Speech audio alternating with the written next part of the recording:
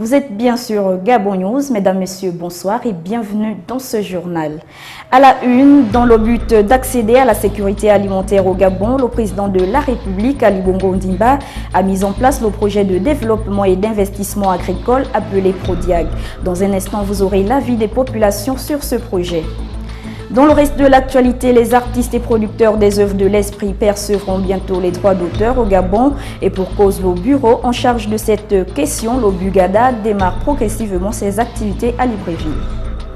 Et puis, dans le cadre du dernier tour des éliminatoires de la Coupe du Monde Brésil 2014, le sélectionneur national Paulo Duarte a rendu public ce mardi la liste des 23 Panthères qualifiés pour le match contre le Burkina Faso.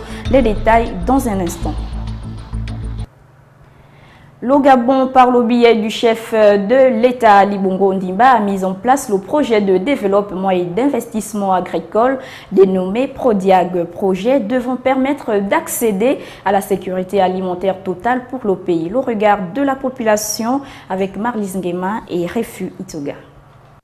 Le concept de sécurité alimentaire fait référence à la disponibilité ainsi qu'à l'accès à la nourriture en qualité et en quantité suffisante. Au Gabon, le projet PRODIAG a pour objectif de contribuer significativement au renforcement de la sécurité alimentaire dans les principaux centres urbains par la promotion d'une agriculture entrepreneuriale. Pour renforcer la sécurité alimentaire, il faudrait aussi que l'on puisse renforcer, pour qu'on puisse aussi donner de la terre aux populations, afin que ce secteur soit beaucoup plus sécurisé. En tant que citoyenne, l'idée du chef de l'État de prôner la sécurité alimentaire est une bonne initiative. Déjà, le président de la République se soucie bien de ce que les Gabonais consomment, mais il y a que certains Gabonais sont confrontés à certaines difficultés, comme par exemple le fait que le président prône la sécurité alimentaire, mais il faudrait bien que cela aussi soit suivi des mesures d'accompagnement. À ces mesures d'accompagnement, il faudrait que chaque citoyen gabonais ait ce petit lopin de terre dans lequel il pourrait pratiquer la culture qu'il voudrait afin de pallier à ce manquement.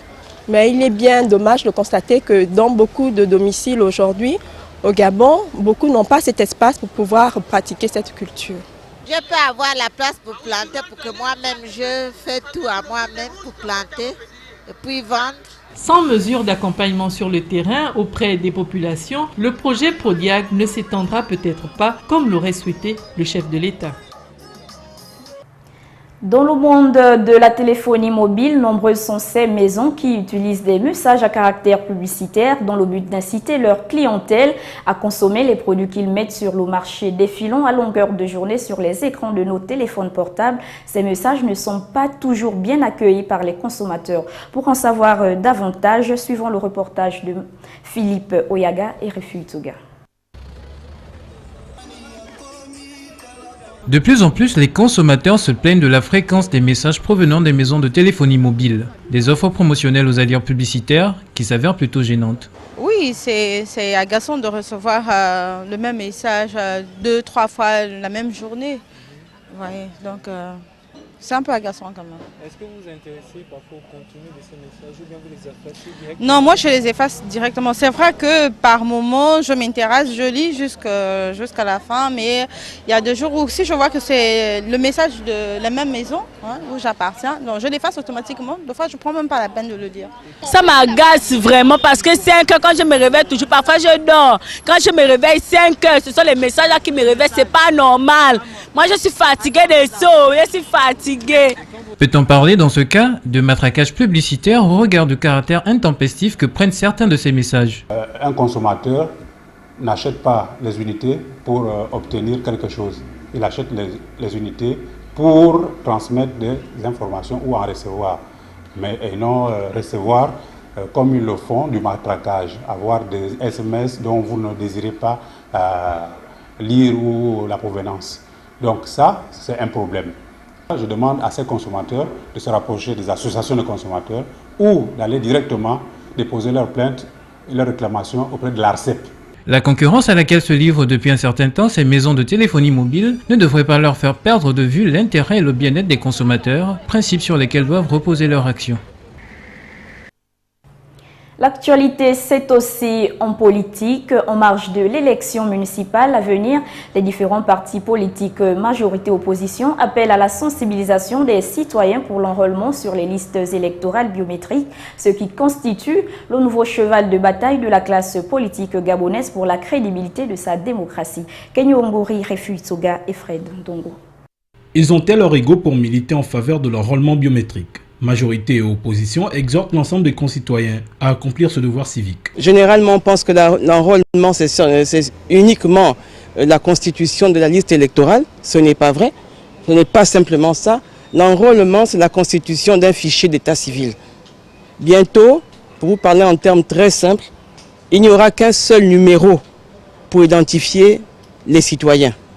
Un numéro, le même numéro pour avoir la carte d'identité nationale, pour avoir le passeport, pour être adhéré à la CNAM GS, même pour avoir le permis de conduire, ou même pour demander un prêt dans une banque, pour tout, jusqu'à la mort, il n'y aura qu'un seul numéro. Aujourd'hui, je suis même heureuse de voir que d'autres partis politiques ont rejoint le Parti démocratique gabonais dans cette opération d'enrôlement. Même son de cloche pour l'opposant Jean Yeguendon, candidat à la municipalité de Libreville. Enrôler veut dire s'inscrire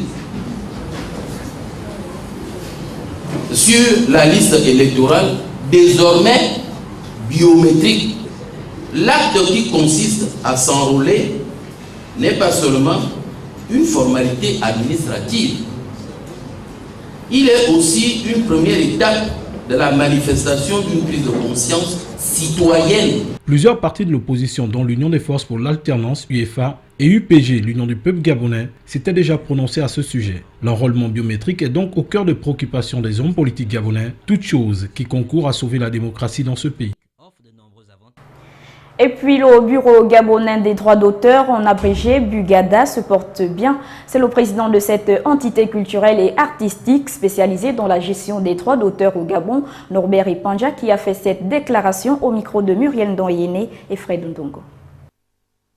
Le Bugada se porte bien, et même très bien. C'est en ces mots que Norbert Epanja, l'actuel président du Bureau gabonais des droits d'auteur, s'est adressé ce matin aux reporters de Gabon News, non sans énoncer quelques avancées enregistrées depuis la mise en place de cette structure. Nous avons donc décidé de procéder à la perception des redevances de droits d'auteur au titre de la licence de représentation publique auprès d'une catégorie d'usagers. Cette licence nous a permis de nous équiper, comme vous constatez déjà. Nous avons déjà des bureaux, nous avons des ordinateurs, nous avons un photocopieur moyen, nous avons 2 véhicules déjà. Mis sur pied depuis décembre 2012, pour plusieurs, parmi lesquels des artistes, le Bugada peine à prendre son envol. Faux, rétorque son président. Le Bugada n'a pas de moyens. L'État ne nous aide pas. Nous fonctionnons grâce aux produits de la licence que nous allons percevoir auprès d'une catégorie d'usagers. Une certaine catégorie d'usagers, parce que les petits usagers tels que les bars, les kiosques ont des difficultés à nous payer.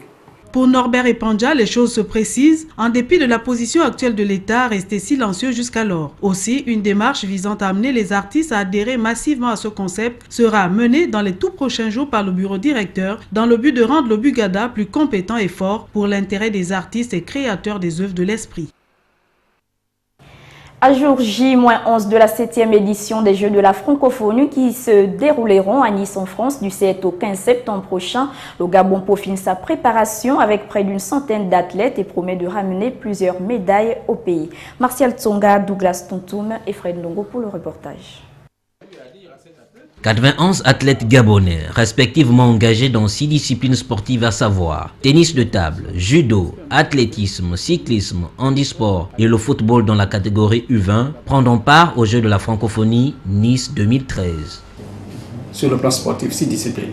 Il y a le football, les U-20, il y a le cyclisme, il y a le judo, tennis de table, athlétisme et handisport.